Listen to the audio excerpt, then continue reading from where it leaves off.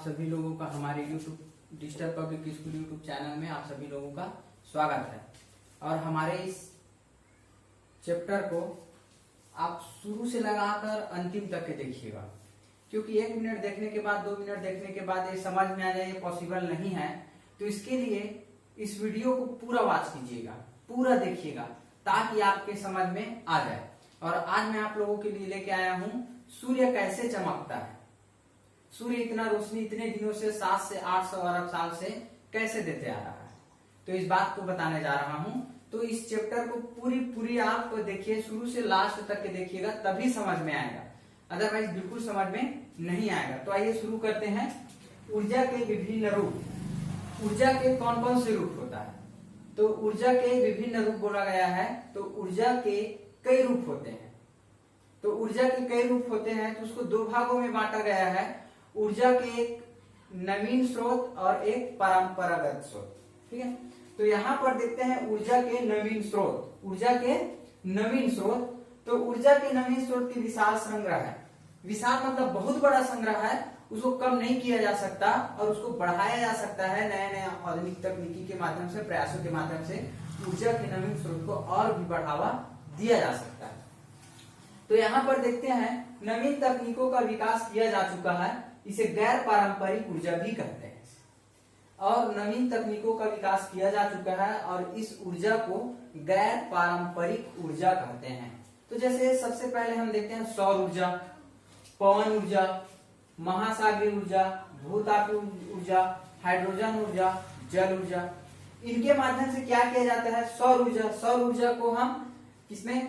Panel में, सौर panel में उसको इकट्ठा करके प्रयोग करते हैं। पवन ऊर्जा को टरबाइन के माध्यम से इकट्ठा करते हैं। भूसागरीय महासागरीय ऊर्जा, महासागरीय ऊर्जा जो महासागर में जो जल की जो ताकत है उनको टरबाइन के माध्यम से कन्वर्ट करके करते हैं। उसी प्रकार भूतापीय ऊर्जा, हाइड्रोजन ऊर्जा, जल ऊर्जा, ये सभी नवीन ऊर्जा के स्रोत हैं। तो आप नवीन ऊर्जा के बारे में आपको अगर बोला जाए नवीन ऊर्जा क्या है, तो आप इसको क्लियर कर सकते हैं। नवीन ऊर्जा नवीन स्रोत विशाल संग्रह है तथा नवीन तकनीकों का विकास किया जा चुका है। इसे गैर पारंपरिक ऊर्जा भी कहते हैं। सौर ऊर्जा, पवन ऊर्जा, भूतापीय ऊर्जा, महासागरीय ऊर्जा, इस प्रकार से जल ऊर्जा, ये क्या है? नवीन स्रोत है। अब उसके बाद आते हैं गैर पारंपरिक स्रोत। तो गैर पारंपरिक स्रोत में है, इसका प्रयोग मानव कई वर्षों से करते आ रहे हैं। मानव जीवन में जीने के लिए गैर पारंपरिक स्रोत का प्रयोग कई वर्षों से करते आ रहे हैं। जैसे कोयला है, कोयला का प्रयोग आज भी कर रहे हैं ना लोग, प्रेस करने के लिए आज बड़े बड़े सिटी में भी इसका प्रयोग किया जा रहा है। जलाऊ लकड़ी का प्रयोग किया जा रहा है। माने तो कोयला 500 जलाऊ लकड़ी का भी, पेट्रोलियम का पदार्थ, प्रकृति गैस आदि अनवीनीकरण संसाधन है।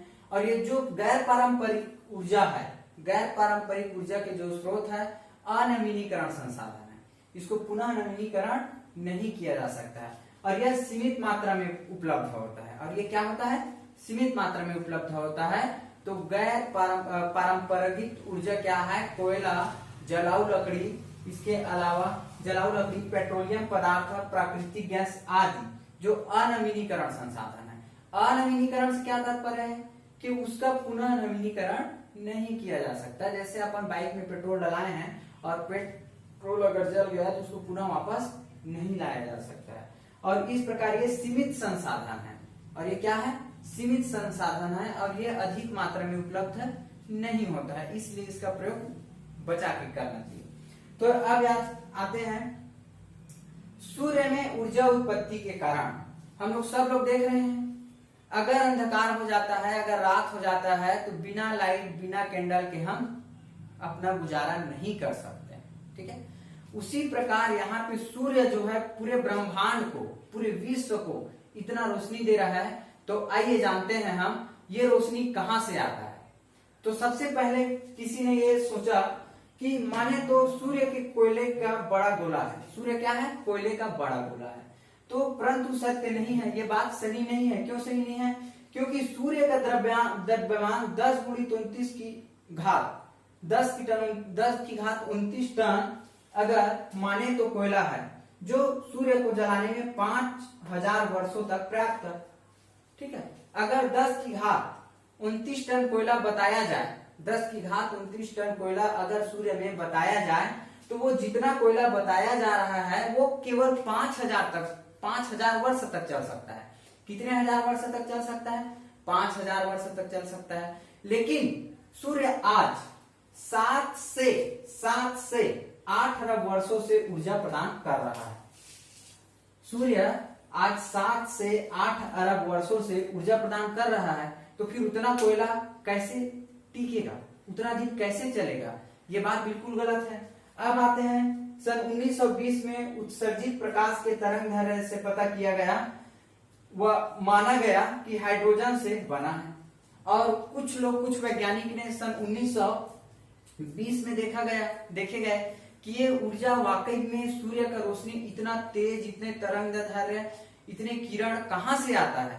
तब कुछ वैज्ञानिकों ने पता किया कि सन 1920 में उत्सर्जित प्रकाश के तरंग दैर्ध्य से पता किया गया, वह माना गया कि हाइड्रोजन से बना है।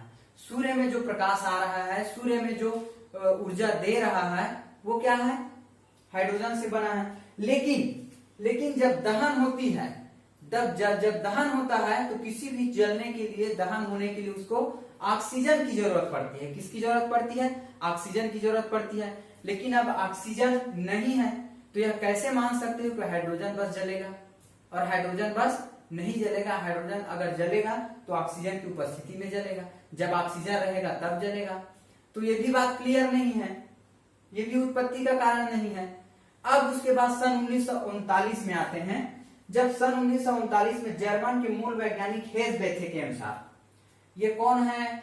हेस बेथे एक साइंटिस्ट है, ठीक है, जो 1939 में सूर्य में जो ऊर्जा उत्पन्न हो रहा है उसको क्लियर करने का काम किया। तो सूर्य के क्रोड में अत्यधिक उच्च ताप और उच्च दाब, अधिकतम ताप और अधिकतम दाब, तो इसको सिद्ध किया कौन? हेस बेथे ने। हेस बेथे कब सिद्ध किया? सन 1939 में किया। कब किया? सन 1939 में किया। तो इस प्रकार दाब पर परस्पर संयोजित होकर हीलियम नाभिक बनाते हैं। ये बात सही है, ठीक है। क्यों सही है? उच्च ताप और उच्च दाब पर संयोजित होकर हीलियम क्या बनाता है? नाभिक बनाते हैं, जिसमें नाभिकीय अभिक्रिया के अपार ऊर्जा उत्सर्जित होते हैं। और जिसमें नाभिकीय अभिक्रिया के क्या? अपार ऊर्जा उत्सर्जित होते हैं। किसके माध्यम से? हीलियम के माध्यम से। हीलियम के माध्यम से नाभिक की अपार ऊर्जा उत्पन्न होता है। क्या उत्पन्न होता है? अपार ऊर्जा उत्पन्न होता है। जब अपार ऊर्जा उत्पन्न होती है, तो इस प्रकार सूर्य में ऊर्जा उत्पत्ति के मुख्य कारण हाइड्रोजन नाभिकों का संलयन ही है। और जब ऊर्जा की उत्पत्ति अधिक हो रहा है, तो ये समझ में आ रहा है कि इस प्रकार से सूर्य में ऊर्जा की उत्पत्ति का कारण हाइड्रोजन नाभिकों का संलयन ही है, जिसमें 2,1H हाइड्रोजन, जिसको ड्यूटेरियम बोला जाता है, जिसको आवारा गैस बोला जाता है, जो सब गैसों के साथ क्रिया कर सकता है, उसको क्या बोला जाता है? आवारा गैस बोला जाता है। और आवारा गैस को क्या बोला जाता है? ड्यूटेरियम बोला जाता है। तो इस प्रकार से उसकी नाभिक में जब नाभिकीय अभिक्रिया के अपार ऊर्जा उत्सर्जित होता है, तो इस प्रकार से सूर्य की जो ताप है, जो ऊर्जा है, वो हमारे तक के पहुंचता है। अब देखते हैं कि कैसे हाइड्रोजन के दो नाभिक 2,1H plus 2,1H is equal 4,2He ऊर्जा। हीलियम, इस प्रकार क्या बना? हीलियम बना, जो सूर्य को जलने में, जो सूर्य को ऊर्जा प्रदान करने में सहायक हो रहा है। एक बार पुनः फिर से पढ़ते हैं। सन 1939 में जर्मन के मूल वैज्ञानिक हेस बेथे के अनुसार सूर्य के क्रोड में अत्यधिक उच्च ताप और उच्च दाब होने के कारण, ठीक है, दाब पर परस्पर संलित होकर हीलियम नाभिक बनाते हैं। क्या बनाते हैं? हीलियम नाभिक बनाते हैं, जिससे नाभिकीय अभिक्रिया के अपार ऊर्जा उत्सर्जित होती है। और जब नाभिकीय अभिक्रिया होता है तो अपार ऊर्जा उत्सर्जित होता है। तो इस प्रकार अपार ऊर्जा को यहाँ पर एक भाग लेता है के कारण हाइड्रोजन नाभिकों का संलयन ही होता है। और हाइड्रोजन नाभिक का क्या होता है? संलयन होता है। इस प्रकार hydrogen plus hydrogen is equal बराबर H2He प्लस ऊर्जा क्या होगा? हीलियम होगा। तो इस प्रकार से ऊर्जा, सूर्य में ऊर्जा कहां से आया, आपको समझ में आया होगा। और नहीं समझ में आया होगा तो बिल्कुल कमेंट्स के माध्यम से आप हमें पूछ सकते हैं, हम इसका जवाब बिल्कुल देंगे। Thank you.